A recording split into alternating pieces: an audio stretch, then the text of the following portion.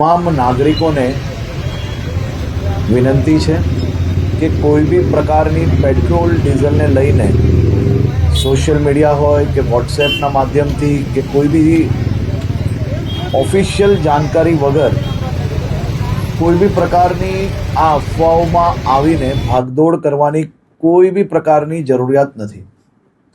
રાજ્ય સરકાર અને ખાસ કરીને કેન્દ્ર સરકાર દ્વારા આ જથ્થાઓ અને સપ્લાય માટેનું ડેલી નિરીક્ષણ થાય છે અને રાજ્યને તમામ પેટ્રોલ પંપો પર પેટ્રોલ ડીઝલ માટે પૂરતી વ્યવસ્થાઓ પહોંચી વળે તે માટેની સંપૂર્ણ તૈયારીઓ બી છે.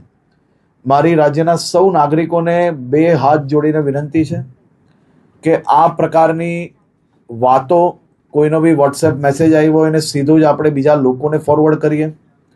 કોઈ બી પ્રકારની જાણકારી વગર સંપૂર્ણ માહિતી વગર પોસ્ટ મૂકીને આપણે આપણી જોડે જોડે હજારો લોકોને કારણ વગરના એમનો સમય વેડફીએ અને સાથે સાથે કોઈ બી પ્રકારે શહેરમાં કે રાજ્યમાં આ પ્રકારની ખોટી માહિતીઓ ફેલાવનાર લોકો પર બી આવનારા દિવસોમાં કડક પગલાં ભરવામાં આવશે.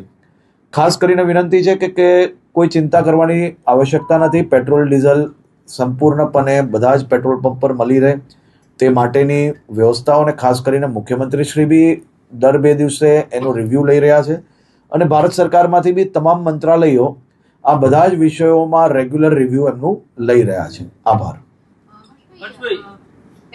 સુરતના પેટ્રોલ પંપ પર અછતની અફવાઓને કારણે કતારો લાગી. પશ્ચિમ એશિયામાં ચાલી રહેલા યુદ્ધ વચ્ચે સોમવારે રાજ્યભરના પેટ્રોલ પંપ પર પેટ્રોલ અને ડીઝલની અછતના સમાચાર બાદ વાહનચાલકોમાં ગભરાટ ફેલાયો હતો. લોકો તેમના જરૂરી કામ છોડીને વાહનોમાં પેટ્રોલ ભરવા માટે ઉમટી પડ્યા હતા.